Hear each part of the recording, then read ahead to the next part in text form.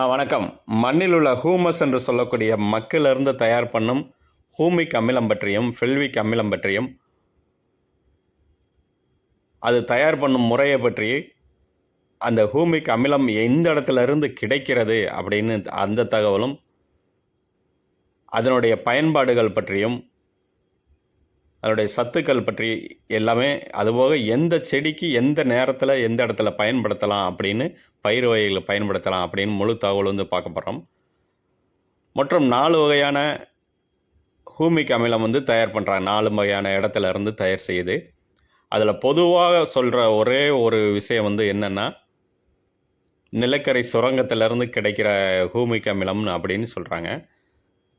நிலக்கரி சுரங்கத்தில் எப்படி கிடைக்குதுன்னா, உரங்களும் மரங்களும் கரியாக மாறி, அந்த கரிக்கு மேலே இருக்க அடுக்கு லிக்னைட் ஆகிறதுக்கு முன்னாடி மேல் படிமம் வந்து அதுதான் அந்த ஹூமிக் அமிலம் தயார் பண்ணுறதுக்கு தேவைப்படும் அந்த ஜெல்லாவோ அந்த துகளாவோ இருக்குது. இது நிலக்கரி சுரங்கத்திலேருந்து கிடைக்கிறது ஒரு வகை. அதுக்கடுத்து 2வது வகையில் நம்மளுடைய மாட்டு சாணத்திலிருந்தும் ஹூமிக் அமிலம் வந்து எடுக்கிறாங்க. மாட்டுச்சாணம், மண்புழு உரத்துலேருந்து அந்த லிக்விடு, அதாவது அந்த வாட்டர்லேருந்தும் ஹூமிக் அமிலம் எடுக்கிறாங்க. அதுக்கு அடுத்து வண்டல் மண்ணிலருந்தும் ஹூமிக் அமிலம் வந்து எடுக்கிறாங்க. அதுக்கடுத்து தாவர விலங்கு கழிவிலிருந்தும், தாவர விலங்கு கழிவுனா நம்ம எந்த இதை சொல்லலாம்னா, நம்ம மீன் அமிலம். இதனுடைய பயன்பாடுகள் அப்படின்னு பார்த்தோம்னா, இது மண்ணில் நீரை வந்து அதிகமாக வந்து தக்க வைத்துக்கொள்ளும் திறன் படைத்தது. மக்குகளை அதிகமாக வந்து, அதாவது மக்கிலிருந்து எடுத்த சத்துக்களை மட்டும் நம்ம வேருக்கு வந்து கொடுக்குறதா இருக்குது.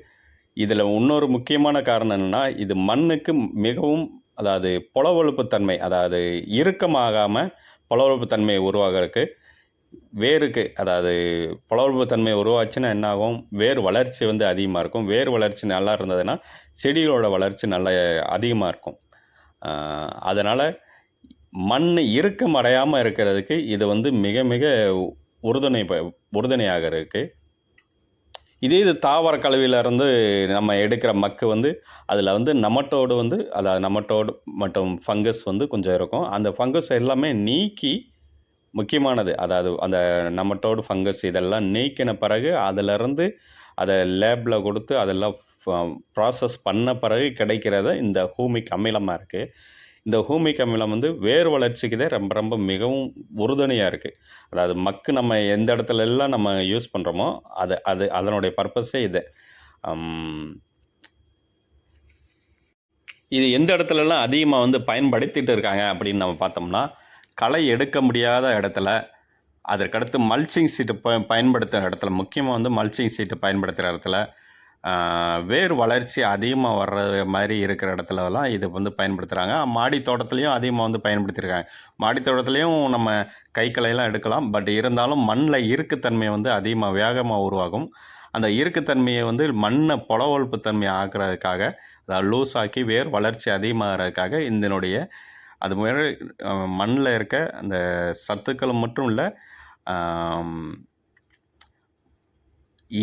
இதில் வழியாக வந்து நுண்ணூட்ட சத்துக்கள் வந்து இருக்குது. இதுபோக மண்ணில் இருக்க சத்துக்களை எடுத்து வேறு கொடுக்கறதுக்காகவும் இது வந்து ஹூமிக் அமிலம் வந்து மிகவும் பயனுள்ளதாக இருக்குது.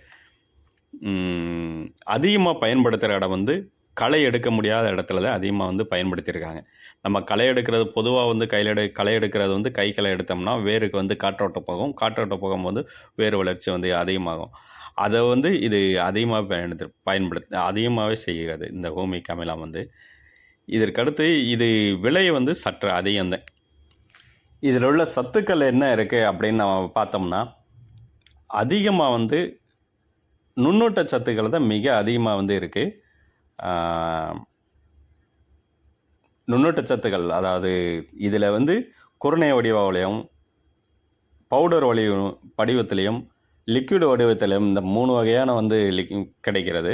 அதில் ரொம்ப ரொம்ப முக்கியமான, ரொம்ப அதிகமாக நம்ம பயன்படுத்துகிறது வந்து, அதாவது சத்துக்கள் அதிகமாக இருக்கிறது வந்து அந்த குருணை வடிவத்தில் தான் மிக அதிகமாகவே, அதாவது பேரூட்டச்சத்து மற்றும் நுண்ணூட்டச்சத்தும் எல்லாமே கலந்துருக்கு. இதில் ரொம்ப ரொம்ப அதிகமாக இருக்கிறது வந்து நுண்ணூட்டச்சத்து தான்.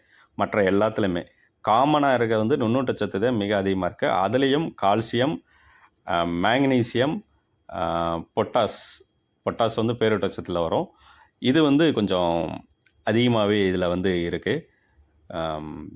அது என்னென்ன சத்து பட்டியல்னு என்னென்ன சத்துக்கள் இருக்குது, அதாவது பவுடர்லேயும் குருணையிலையும் லிக்யூட்லேயும் என்னென்ன சத்துக்கள் இருக்குது அப்படின்னு நான் உள்ளே வந்து இணைச்சிருக்கேன். அதே மாதிரி நம்ம மாட்டு சாணத்திலேருந்தும் மண்புழுவில் இருந்தும் மண்புழு உரத்தோட லிக்யூடில் இருந்தும் வண்டல் மண்ணில் இருந்தும் எடுக்கிறது வந்து டைரெக்டாக பயன்படுத்துகிறதே கிடையாது. அது லேபில் ப்ராசஸ் பண்ணி குறிப்பிட்ட டெம்பரேச்சருக்கு ப்ராசஸ் பண்ணி இயந்திரத்தில் ப்ராசஸ் பண்ணி அதை எக்ஸ்ட்ராக்ட் பண்ணி அதுக்கு அடுத்தது அதை வந்து பயன்படுத்துகிறாங்க. அது களிம்பு வழி, அதாவது கிரீஸ் மாதிரி களிம்பு வடிவத்திலையும் லிக்யூட் வடிவத்திலையும் பயன்படுத்துகிறாங்க. பெரும்பாலும் நிலக்கரி சுரங்கத்திலேருந்து கிடைக்கிற வந்து குருணையாகவும், அதாவது குருணையாகவும் களிம்பாகவும் இந்த மாதிரி வடிவத்திலேருந்து வருது. அது ஒவ்வொரு இடத்துலேருந்தும் ஒவ்வொரு மாதிரி வருது. பட் நம்ம பொதுவாக நம்ம பயன்படுத்துகிறது ஒரே விஷயம் என்னென்னா, மண்ணில் பொலவொல்ப்புத்தன்மையை உருவாக்குறதுக்காகவும் வேர் வளர்ச்சி தூண்டுதலுக்காகவும் அதே மாதிரி நமட்டோட் மற்றும் ஃபங்கஸ் எதுவுமே இல்லாமல் பயன்படுத்துகிறதுக்காகவும் இந்த ஹூமிக் அமிலம் வந்து பொதுவாக பயன்படுத்தலாம். விலை மட்டும்தான் சிறிது அதிகம். இது நம்மளாவும் நம்ம மண்ணில் வந்து நம்ம உருவாக்கி நம்ம இதை வாங்காமல் எப்படி பயன்படுத்தலாம் அப்படின்னு நம்ம பார்த்தோம்னா, அதாவது தாவர கழிவுகள்னு பார்த்தோம்னா, நம்ம வந்து பலதானிய விதைப்பு வந்து விதைச்சி அதை நல்லா உழவு ஓட்டி அது சுமார் ஒரு 6 மாதம் நல்லா ஆற விட்டு, அதாவது 6 மாதம் நல்லா அந்த நிலத்தை வந்து உழவு போட்டு ஆற விட்டு, அதுக்கடுத்து அந்த தாவர கழிவுகள் வந்து மக்கி மண்ணுக்கு எடுக்கிறதுக்கு சுமார் 6லேருந்து 8 மாதத்துக்கு மேலே ஆயிடுது. அந்த நிலத்தில் வந்து அதிகமான ஃபங்கஸ், அதாவது பூஞ்சான கொல்லிகள் வந்து நம்ம கடைசி உழவும்போது பயன்படுத்தி அது அந்த மாதிரி முறையில் பயன்படுத்தும் போது வந்து மண்ணில் இருக்க அந்த தாவர கழிவுலேருந்து மக்கி நம்ம வேருக்கு வந்து அந்த ஹூமிக் வந்து கிடைக்கும். அல்லது இன்னொரு முறை என்னென்னா, நம்ம வண்டல் மண், நம்ம நிலத்தில் இருக்க வண்டல் மண்ணை எடுத்துகிட்டு வந்து, அதாவது கண்மாய்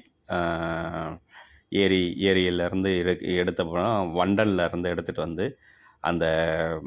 அதை நம்ம நிலத்தில் போட்டு நல்லா விரித்து விட்டு அதில் இருக்க ஃபங்கஸ் வந்து வராமல் இருக்கிறதுக்காக, அதாவது நமட்டோடு ஃபங்கஸ் இதெல்லாம் வராமல் இருக்கிறதுக்காக அதையும் நம்ம நிலத்தில் வந்து பூஞ்சான கொல்லினா ட்ரைகோடர்மா விரிடி, சூடோமோனாஸ் இந்த மாதிரி விட்டு மண்ணை நல்லா ஆற விட்டு கடைசி உழவும் போது கொஞ்சம் அதிகமான பூஞ்சான கொல்லியை பயன்படுத்தும் போது வந்து மண்ணுக்கு வந்து ஹூமிக் வந்து அதிகமாகவே கிடைக்கும்.